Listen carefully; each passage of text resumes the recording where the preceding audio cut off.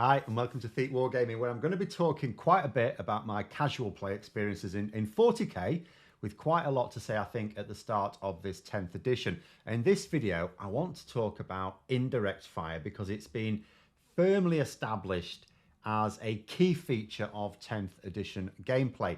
Now, before I go over what I think are some individual problems, let me explain what my sort of gripe is with indirect fire from a sort of a general point of view. So I used to play Warhammer Fantasy Battle and 40k years ago.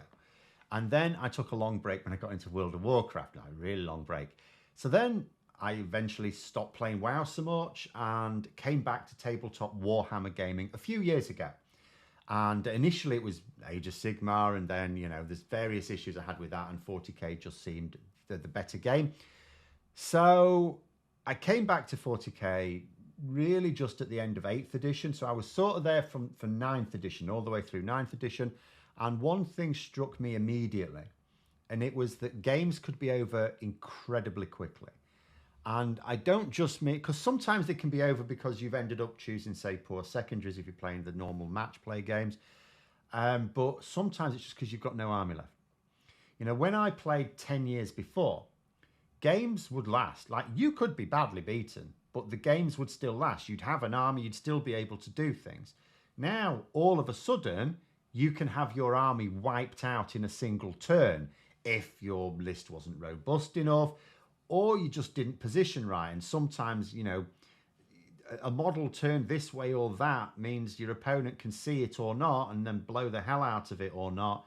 And it's a slight mistake, and all of a sudden you've lost your army, because the amount of firepower is frightening. So the solution in 9th edition seems to be blocking terrain. So no longer was true line of sight king. No longer again, oh yeah, I can see through the window. No, it's like, oh, I'm behind blocking terrain. No, you can't see me. And it would mean that the game could last a few turns. The level of firepower that had creeped into the game over this sort of decade when I was away was astonishing. And yet, despite blocking terrain, that power of the single turn bombardment wipeout still existed in Knives. Like, as a casual player especially, I'm never going to be a tournament player. I'm not interested enough to do that. As a casual player, all too easy to be looking at the state of my army at the beginning of my second turn and go, okay, so what do I do with these 3 models that are left? So with 10th edition, so I was hoping for, are we going to get a shake-up? I mean, we've got a shake-up. It's really good in many ways. I mean, they've structured the game. The way they've structured the game now is way better. I think there's a lot of good to be said about 10th edition. I also think, on balance, at the moment, I'm going to tentatively say better than 9th edition, but we need to see what happens as the new codices come out. But I've got a lot of good things to say about it. But there are, I think, a couple of features applicable to specific units rather than core features of the game, which I think are a problem. And I think for my money anyway, in terms of my experience, I think there's 2 major problems with 10th that has either been created or at least not dealt with. But I want to look at indirect fire in this video. So indirect fire, obviously the key part of it, the key feature is it bypasses that blocking terrain rules. It's a way of bypassing a feature which was introduced in order to give you a chance of making the game last more than 1 or 2 turns against a competent player with a competitive list. Now, I wouldn't mind if indirect fire just simply didn't exist. I don't think it needs to exist. But if it is going to exist, I do think there are levels where it's all right. For example, take a tank that's got multiple guns and one of them is an indirect fire gun. I don't think that's as bad, because for you to, if you're going to hide the tank away and take advantage of that so you could have the tank out and about and it just uses an indirect fire against something else that's hiding, that's okay. But if you're going to hide the tank, if you're going to say, right, I want to stay safe behind this wall, but I still want to shoot you, you're only going to be able to shoot with one gun. You will be eschewing the ability to fire with your other guns, for which you're paying points. So you might be paying quite a hefty premium just to fire one weapon, which then gets a penalty to hit, and your opponent automatically counts as being in cover whether they are or they are not. And if each faction just had one such unit, I don't think it would be a major problem because you could have like 3 of them. That's like 3 guns. What are you going to do? But there are several situations, I think, where the scale of it just goes a little bit too much. So I'll go through what I think are the 3 areas. So the first is like something with Adeptus Sororitas. Now, I mean, I have quite a lot of the armies, so I'm not like, I'm not going, oh, it's unfair, my army's been screwed over and all the others are too strong. I have like, you know, most of the armies. I can just pick and choose whichever ones I think are okay at the time. My poor sisters have taken a bit of a beating in 10th edition, I think it's fair to say. But the Exorcist is actually a classic case of something where I think it's too much. Like it used to be the case, you had the option of indirect fire with the Exorcist missile launcher, but it cost you a stratagem, which means you could only do it with 1. So now it is just an indirect fire weapon. You can take 3 of them, and it's not just like 1 gun that it has out of loads. It's like the main one from which you can generate 3 if you're unlucky and up to 8 if you're very lucky attacks. Indirect fire. It's also a fairly beefy gun. It's a very potent level of indirect fire if you've got 3 of them. And actually, when you look at, you know, where sisters are at the moment, yeah, you've got 3 of them. It's also long range. Some indirect fire weapons, if they're only like 18 or 24 inch range, it's like, well, your opponent can sort of try and skirt around them. No, with this one, I'm shooting right into your deployment area. It's got good strength. And it's got good, although variable damage, it's just D6 damage, but that can be, you know, that can be pretty good. It can do a lot of harm to targets that it can't see. And it's not like the Exorcist loses much from hiding.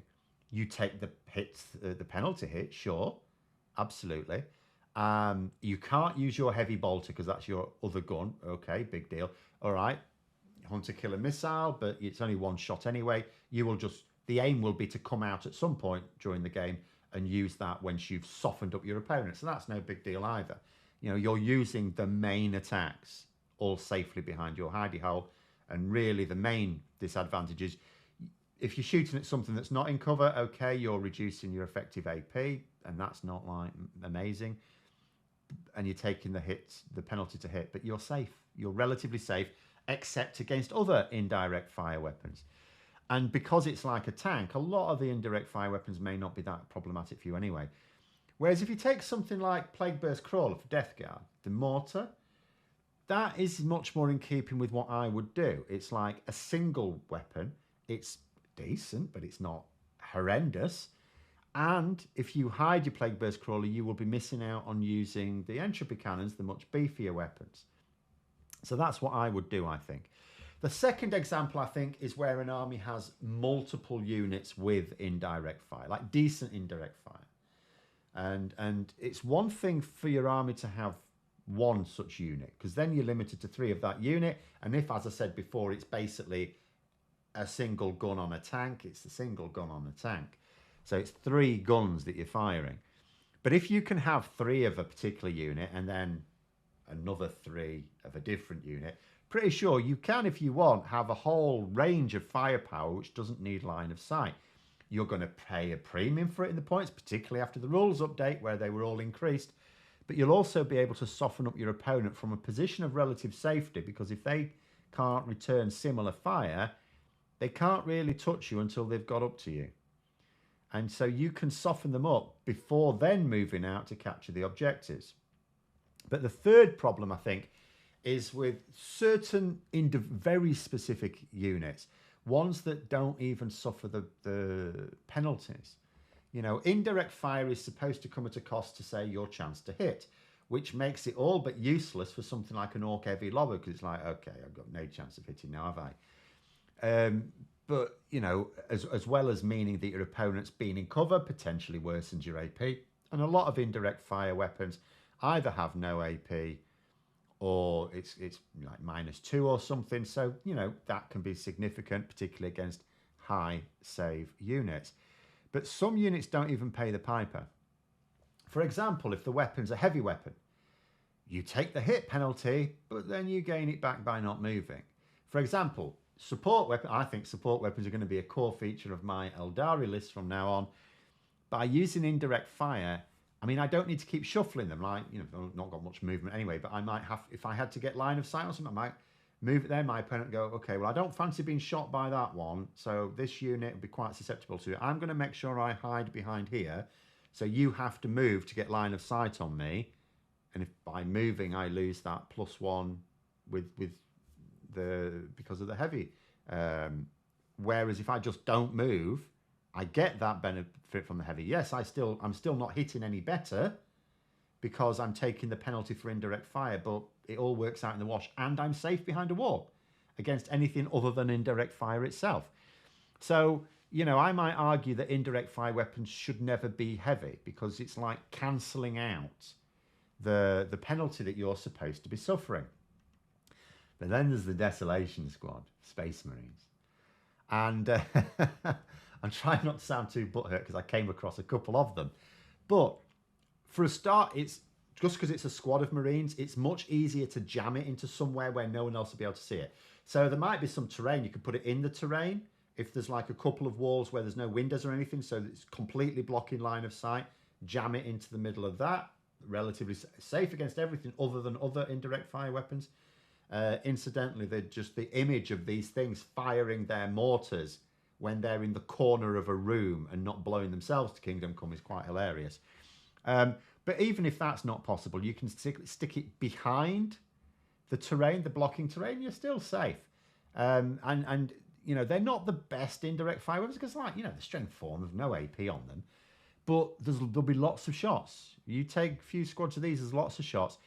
As long as they don't move, they have an ability. They're not heavy weapons, but they have an ability that says you don't suffer the penalty to hit. And again, it's bypassing, you know, the things that's supposed to be a drawback to not having line of sight. You can even use Oath of the Moment to say, right, this unit that I want to target with all my Desolation Space Marines, I'm going to make it so that every time I target it, I can reroll all my hits and wounds. So you can take high value units down just through weight of numbers of dice and re-rolling all your hits and wounds. And okay, you'll still be up against it trying to take out a very tough tank, which is maybe why GW thought, you know, I mean, this is very much the era of the tank, unfortunately. And maybe GW thought, well, it won't be too bad because they're only strength 4. You know, they're going to be like, against these tanks, they're going to be like wounding on 6s, and it's not going to be that bad. But it's like, yeah, but there's a lot of very expensive infantry units they could be up against that may only have something like a 4-up save. And the 36-inch range, you can't just stay out of their range either. They can make sure they're covering all the objectives, or at least in no man's land. And with a lot of armies, you know, you are going to have to sort of, there are going to be units. You're not, unless you're playing knights, you're not just going to take big, tough tanks.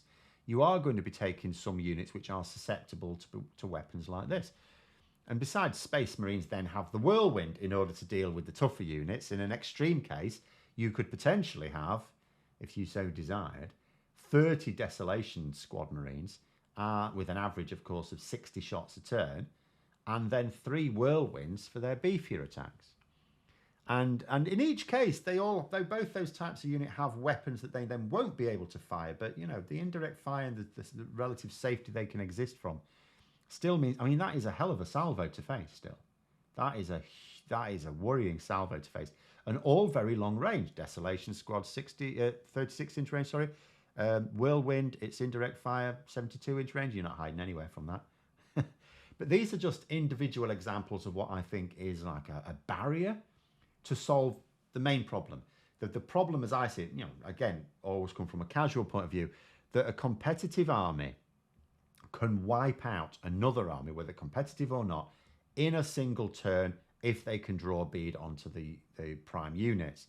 And the blocking terrain was the only thing that came in to really deal with that. Now I suppose we have things like stealth, but not so much stealth, sorry, lone operator to protect some units, individual units.